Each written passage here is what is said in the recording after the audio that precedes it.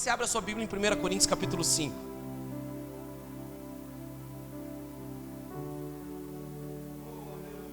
Meu desejo era ficar mais um pouco no momento de adoração. Meu Deus, que delícia.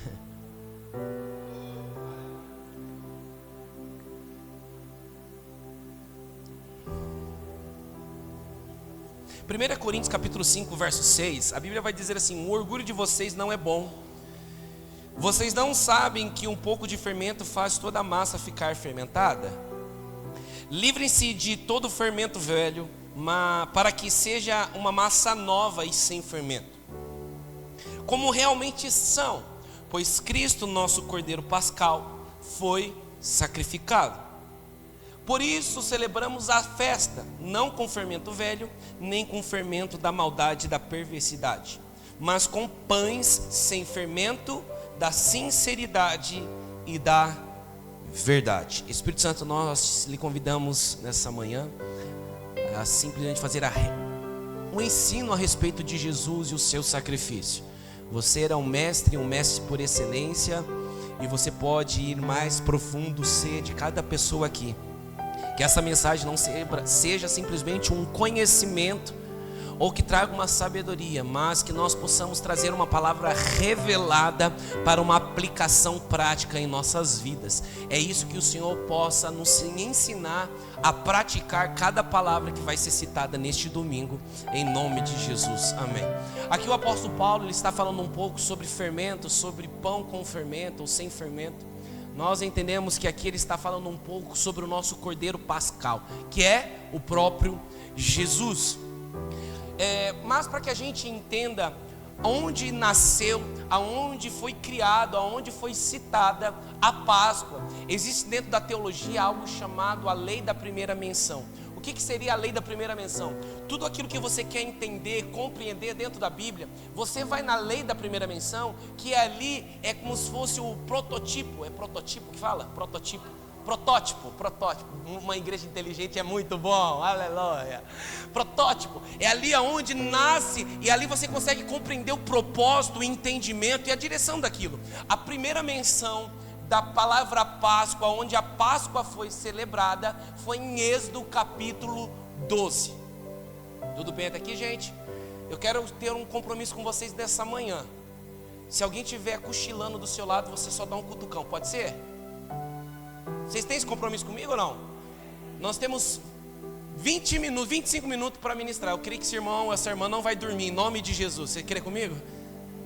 Eu quero que você tenha esse entendimento que é a comemoração da Páscoa. Então, Êxodo 12, a Bíblia vai relatar quando Moisés, ele é chamado por Deus para libertar o povo do Egito, o povo de Israel, o povo hebreu. A Bíblia vai citar que aproximadamente eles ficaram presos, cativos durante 430 anos. Eles estavam sendo escravos, açoitados, humilhados pelo faraó, pelo povo do Egito. Então Deus, ele chama Moisés para libertar o povo que estava oprimido, escravo, durante 430 anos, amém? Aí então Deus, ele chama Moisés e ele vai conversar com o faraó. E você que sabe, você lê a Bíblia, eu creio em nome de Jesus. Ali é uma negociação entre Moisés e faraó. E ali o coração de faraó está endurecido. Então é liberado que as 10 pragas. O Doxa está chegando, aleluia. Então nós vamos aprender tudo isso. As 10 pragas.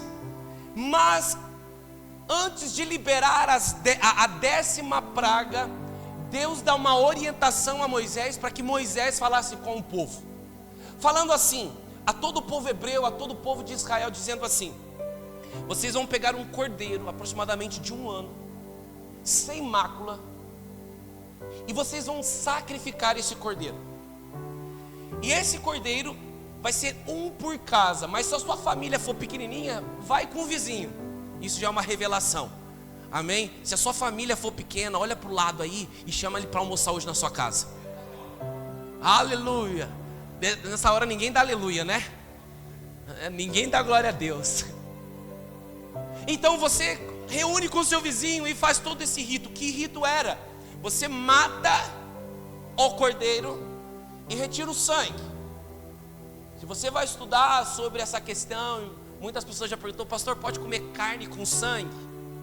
A Bíblia, ela condena isso. Então o sangue é retirado, e a orientação é: vocês vão assar, vão comer o cordeiro em família, vão comer com ervas amargas e os pães asmos, que são pães sem fermento. E com o sangue do cordeiro que vocês tirarem ali dele, vocês pegam e começam a passar nos umbrais das portas, ou sangue. E quando eu liberar a praga número 10, que seria as mortes dos primogênitos, quando o anjo da morte passar sobre as casas, vê que existe um sangue nos umbrais da porta, ele passará por cima e vai haver preservação sobre aquela casa. Amém? Então o anjo da morte passava, aonde não tinha o sangue nos umbrais da porta, o anjo entrava, matava primogênito, os filhos e os animais também. Então eles fizeram isso, eles passaram ali o sangue, e a Bíblia diz que após a 10ª praga, com a preservação esse rito, que foi a primeira celebração da Páscoa, onde um cordeiro foi morto e o seu sangue preservou um povo, é em Êxodo capítulo 12. A partir desse rito da Páscoa, a primeira celebração, o povo foi liberto. E eles começaram a caminhar, a peregrinar no deserto até a terra prometida. Mas em Hebreus vai dizer que na lei tudo era uma sombra ou daquilo que há de vir. Então de Gênesis até Apocalipse tudo aponta para Jesus. Jesus, ele é o centro, Jesus é a teologia perfeita, ele é o centro do evangelho, ele é o centro de tudo. Então tudo vai apontar para Jesus. Esse sacrifício era para uma expiação, para uma libertação. Deixa eu dizer algo para você. No Antigo Testamento, quando existia pecado, existia uma morte de cordeiro uma vez ao ano para uma expiação, um acobertamento de pecados. Mas a Bíblia diz que o sacrifício de Jesus, quando o sangue dele é vertido, não existe a expiação, mas ele apaga, anula todo o pecado. Acho que era motivo da gente dançar e celebrar já isso. Sabe por quê? O cordeiro em Êxodo, ele foi morto e os umbrais da porta, ele preservou a família. Mas o cordeiro chamado Jesus Cristo, que morreu e ele ressuscitou, ele não só nos livrou, ele nos preservou da morte e morte eterna. A Bíblia diz que Jesus, ele nos resgatou do império das trevas e nos transportou para o reino do seu Filho. Isso quer dizer, posso trazer uma maneira mais evangélica de falar, nós estamos indo todo mundo para o inferno. Que legal, né? Quem gosta de calor aqui? Ninguém gosta agora, todo mundo gosta do frio, né? Lá é quente, mas Jesus, ele se identificou comigo e com você, e ele não só identificou, ele substituiu a minha morte e a sua morte, porque o salário do pecado era morte. Então para ele assumir o meu pecado e o seu pecado, ele precisava morrer, e ele morreu a morte de cruz. Mas glória a Deus, porque ao terceiro dia ele ressuscitou. As mulheres estão aqui? Posso falar com vocês um pouquinho? Eu estava estudando ontem um pouco sobre a ressurreição de Jesus. As mulheres naquela época, elas não tinham valor. O que elas falavam não levava muito em conta. Quando Jesus ele morre e ressuscita, isso mostra, eles vêm para aqueles que não têm a voz, aqueles que são os improváveis, aqueles que não têm valor diante da sociedade. Sabe por quê? Quando Jesus ressuscita, para quem que ele aparece primeiro? Mulheres, vocês têm valor dentro do corpo de Cristo. Privilegiado.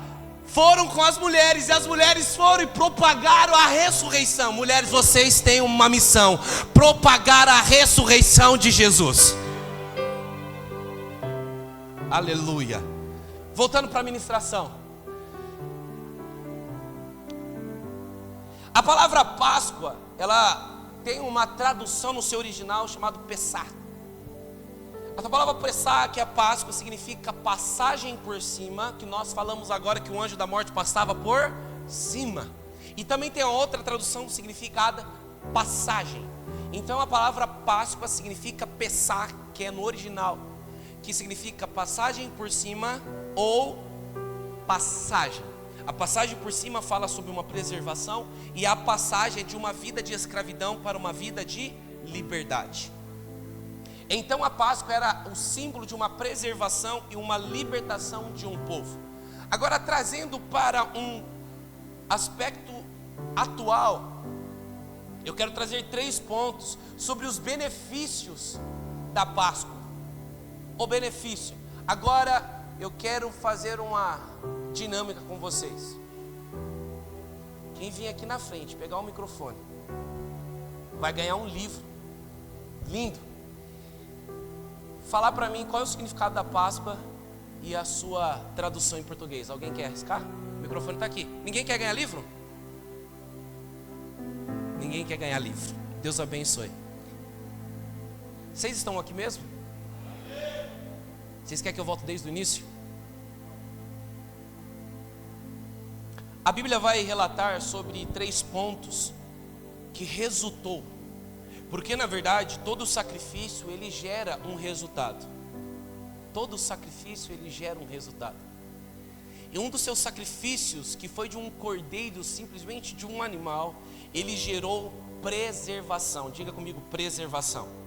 A palavra preservação significa conservado, mantido protegido, poupado, defendido, guardado e resguardado. Agora eu quero trazer algo para você. Se um sangue de um animal, um cordeiro, foi capaz de preservar toda uma família de Israel, o que dirá o sangue de Jesus? Quem dirá o sangue vertido na cruz, a preservação? A Bíblia diz que quando eles foram livres, não existiu só a preservação das 10 pragas, existiu uma preservação também no caminho no deserto. A Bíblia diz que quando eles caminhavam, durante o dia existia uma nuvem que caminhavam com eles. E durante a noite, para quem sabe, deserto à noite é frio. Existia o que? Uma coluna de fogo. Até no Velho Testamento, nas alianças anteriores, o sangue de um cordeiro, de um animal, preservou, cuidou em todo o caminho. Eu quero dizer, o sangue de Jesus, ele preserva você, a sua casa, o seu caminho, tudo que você pode fazer, o sangue de Jesus, ele te preserva.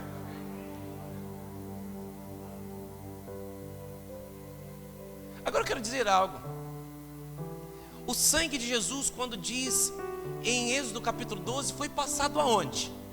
Nos umbrais pro lado de dentro ou pro lado de fora? Por quê? Para ser visível. Agora eu posso dizer algo para você, abrindo um parênteses. Hoje vivemos um tempo de um cristianismo 007. O sangue de Jesus precisa ser exposto. A minha vida no cristianismo precisa ser exposta e não internamente. Porque se o sangue estava só para o lado de dentro, o anjo da morte ia vir e falar: opa, não tem nada aqui, bora. Eu quero dizer, não viva uma vida de aparência dentro da igreja. O sangue de Jesus precisa ser exposto a todos lá fora. As pessoas pela qual você anda do lado, sabe que você é crente? Aleluia. O sangue de Jesus precisa ser exposto para que haja transformação, exposição e transformação na geração. A vida que Deus te deu não é só aqui dentro, é lá fora também. O segundo ponto, o sacrifício resulta em uma vida livre. Livre. O povo era escravo, açoitado e preso durante 430 anos. Um sacrifício de um animal foi, de uma vez por toda, decretado uma liberdade para aquele povo. A Bíblia vai dizer aqui em Gálatas 5:1: Foi para a liberdade que Cristo nos libertou. Portanto, permaneça firmes e não nos deixem submeter novamente a um jugo de escravidão. João 8,36, portanto, seu Filho vos libertar, vocês de fato são livres. Romanos 8,1, portanto, agora nenhuma condenação há para aqueles que estão em Cristo Jesus, que não andam segundo a carne, mas segundo o Espírito, porque a lei do Espírito de vida em Cristo Jesus me livrou da lei do pecado e da morte. Eu quero trazer aqui rapidamente, nós somos livres. A Bíblia diz que foi para a liberdade que Cristo nos libertou. Não existe mais condenação para aqueles que estão em Cristo Jesus. Deixa eu dizer algo para você. Viver uma vida livre não é viver uma vida na libertinagem. Isso é totalmente diferente. Mas há um tempo eu estava conversando com uma pessoa e ela disse que ia deixar de ser cristão e de ir para a igreja porque ela queria ser livre. O que seria ser livre? Viver no pecado, viver nas suas libertinagens, viver na vontade da carne. Para ela aquilo lá era uma liberdade. Mas deixa eu te dizer algo para você. Quando o homem pecou, foi destituído da glória de Deus. O homem, a sua natureza se tornou natureza pecaminosa. E por se tornar um homem pecador, as obras da carne eram natural para ele. Então não era uma liberdade, uma escolha viver na carne, mas era uma escravidão de viver naquela carne. Tudo bem até aqui? Não tinha uma escolha, porque eu quero viver aqui na santidade, porque eu sou livre. Não, por causa de uma natureza pecaminosa, as obras da carne a acompanhavam. Então não era uma liberdade, era uma escravidão no pecado. Mas quando Jesus veio e libertou, diz assim: você não precisa viver mais na escravidão do pecado, você se torna hoje livre. Então a escolha da liberdade não é para ser livre de uma religião e ser livre para escolher o pecado, porque viver sobre o pecado é sobre uma natureza pecaminosa. Se você gosta de viver na vida pecaminosa achando que você está livre, deixa eu dizer, você está escravo do pecado. Viver livre não é viver livre para suas escolhas. Viver livre é você ter um ponto de escolha de não querer viver mais o pecado que vai te levar para a morte. E a Bíblia diz: foi para a liberdade que Cristo te libertou. Agora dizer, a liberdade Cristo nos dá, mas querer sair para a liberdade é uma posição minha e sua. Amém, gente? A Bíblia diz que quando Pedro estava preso, a Bíblia diz que existia um povo que orava, igual essa igreja gosta de orar. Posso repetir? Existia um povo que estava orando ali, aleluia, igual essa igreja que gosta de orar, aleluia. Os irmãos que vai para monte, oh glória. A Bíblia diz que ele estava preso e um povo que orava. De repente uma porta automática se abriu. Agora a porta automática abrir significa uma liberdade. Mas para que eu seja livre eu preciso sair. Eu quero dizer, Cristo morreu para que você seja livre do pecado, mas a escolha de ser livre ou não é sua. Aleluia. Querer viver a vida de Cristo é uma escolha, não é? A Bíblia diz que Ele está à porta e bate, e Ele é uma pessoa muito gentil. O único que entra é como um ladrão. A Bíblia diz que Ele veio para matar, roubar, destruir. É quem? O diabo. Mas Cristo e o seu Espírito Santo, Ele pergunta: você quer ou não? Mas Cristo morreu para a sua liberdade, mas para você viver livre é uma escolha diária. Foi para a liberdade que Cristo te libertou. O sacrifício resultou em um novo caminho. Por causa de um sacrifício, eles saíram de uma terra opressora e agora eles estavam indo a um destino chamado Canaã, terra prometida, onde mana leite e mel, onde os cachos de uva eram 2 pessoas para carregar. Você imagina nisso? Eu imagino, na minha dedução, que cada uva era uma melancia, irmão. Para quem gosta de uva, você imagina. O caroço era mais ou menos desse tamanho da uva. Isso é a minha versão, amém?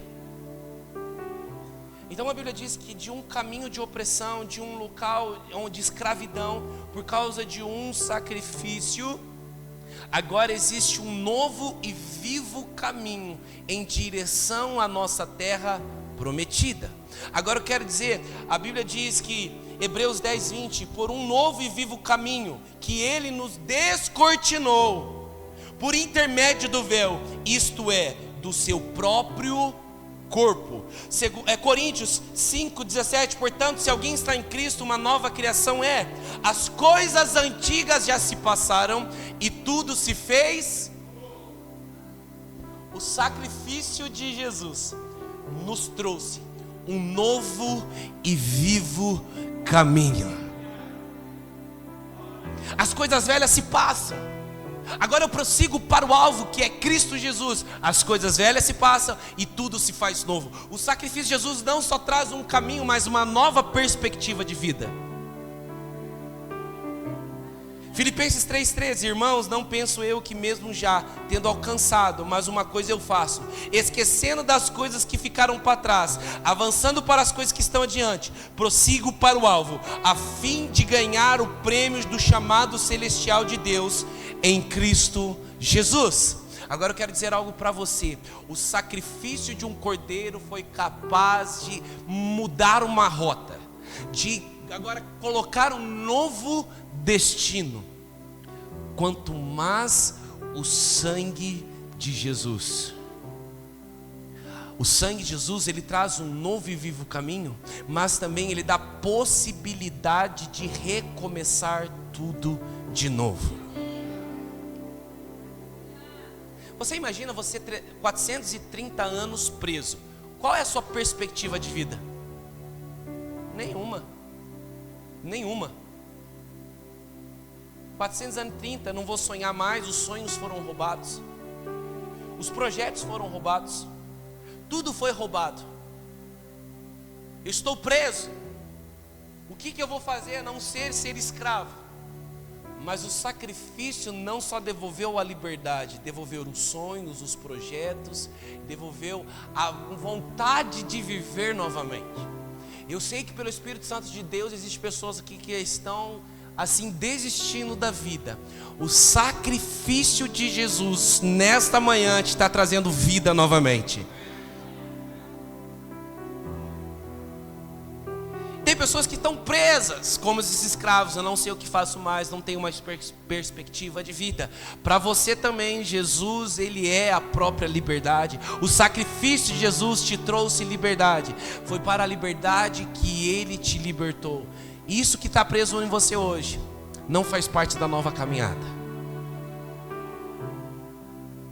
O sangue de Jesus te faz livre.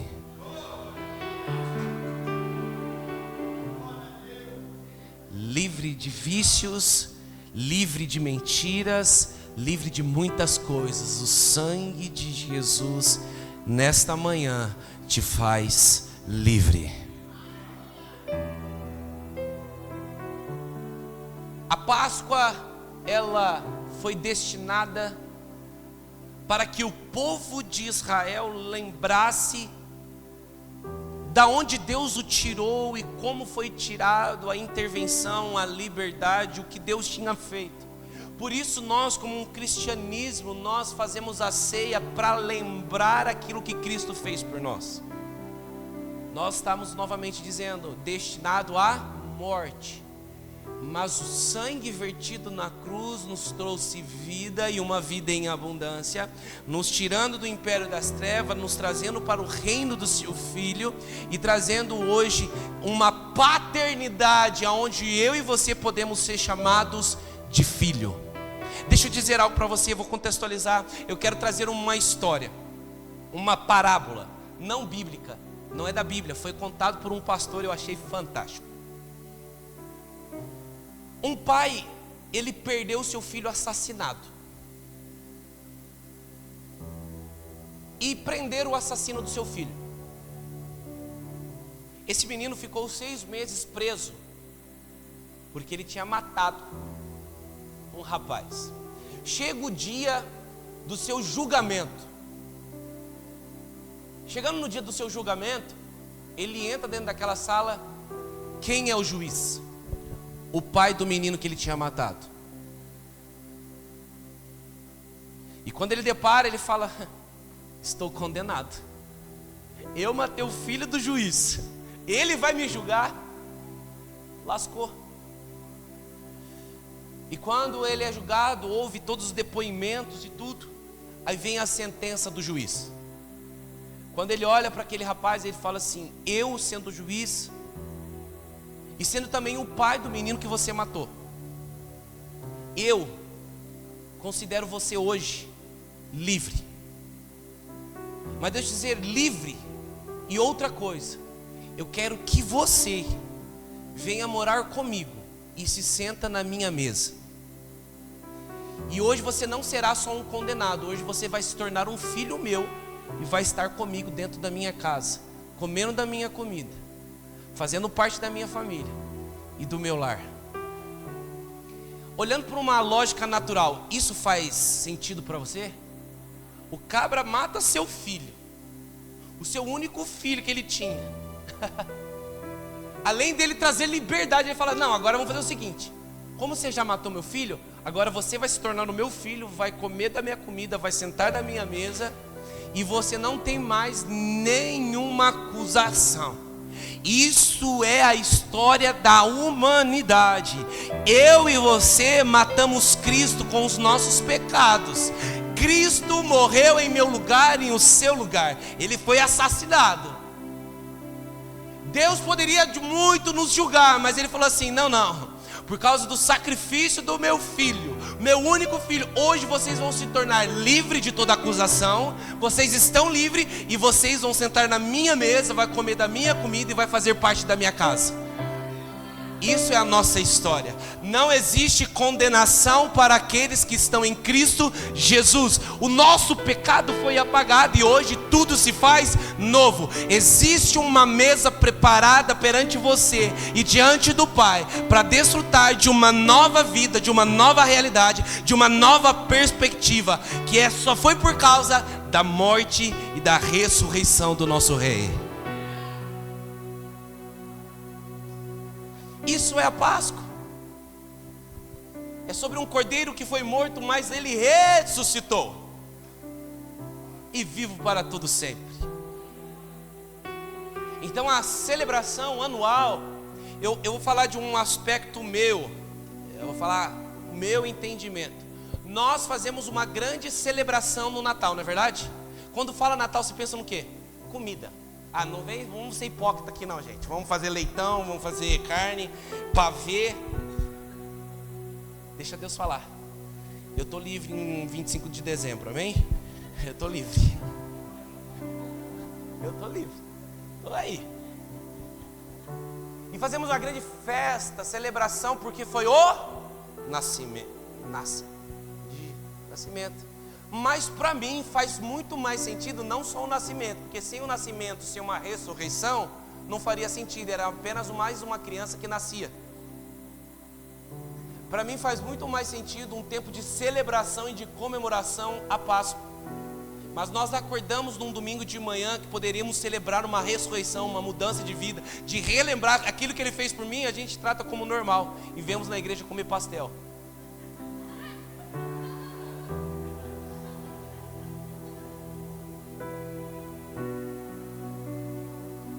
Enquanto seria um culto de celebração, de ações de graça, porque se você tivesse um pingo de noção para onde você estava indo, todo dia você levantava da sua cama e dava ações de graça por aquilo que Ele fez. Mas a igreja cristã criou um ritual, uma liturgia, uma vez por mês, cear e lembrar do que Cristo fez. Mas deixa eu dizer, a ceia uma vez por mês foi uma liturgia brasileira. Mas se você olha para antigamente as igrejas primitivas, quando eles sentavam na mesa, eles ceavam. Porque era dia e noite lembrando da onde Deus me tirou através do sacrifício de Jesus. Mas como é muito distante, não é tão assim, né? A gente trata o sacrifício muitas vezes como uma história de carochinha. Se eu tivesse poder, graças a Deus, Deus não deu poder para falar assim: Deus, deixa Toda a humanidade fica 5 minutinhos no inferno, só para começar a dar valor no seu sacrifício. Mas Deus, Ele é bom, Ele não vai fazer isso com a gente, porque Ele já nos resgatou disso. Aleluia. Graças a Deus eu não sou Deus, né? Imagina. Aleluia. Deus é bom. Quem aqui crê que Jesus ressuscitou? Então faça valer na sua vida isso. Eu vou falar sobre, e vou finalizar, as crianças elas vão descer. Não, nós vamos cear juntas com as crianças, né? A minha casa,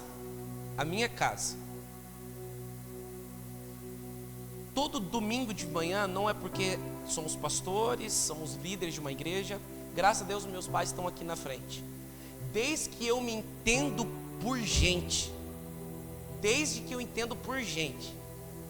domingo é um dia de ações de graça.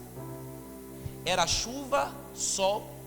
Eles pegavam nós, era 3 ranhentinhos. Você imagina os ranhentinhos, 2 no colo, outro carregando, e ia para o culto a pé.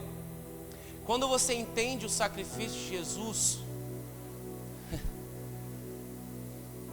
eu deixo as coisas da terra ser secundárias. E a nossa casa tem como primícia todo domingo estar servindo a Deus e agradecendo, seja aqui, seja em qualquer lugar, porque eu sei o que Ele fez por mim. Tem uma música antiga, vai valer a pena, faz valer a pena o sacrifício de Jesus. Você quer ver se você está fazendo valer o sacrifício de Jesus? Olha para a sua vida, as suas condutas. Sabe por quê? O sangue de Jesus, ele traz transformação. Se o sacrifício de Jesus não traz transformação, não é o sangue de Jesus que você conhece e não desfrutou. Aleluia. As minhas ações, ela precisa corresponder ao Deus pela qual eu sirvo. Vocês estão muito quietos hoje, vocês estão muito quietos. Aleluia. Eu falei que eu ia pregar sobre Páscoa, que eu ia ficar bem tranquilo hoje. Mas que a morte e a ressurreição de Cristo não seja lembrado uma vez por ano, que não seja lembrado uma vez por mês na Santa Ceia, mas que a sua vida possa trazer à mente todo santo dia da onde Ele te tirou e para onde você está indo. Isso só foi por causa do sangue de Jesus vertido na cruz.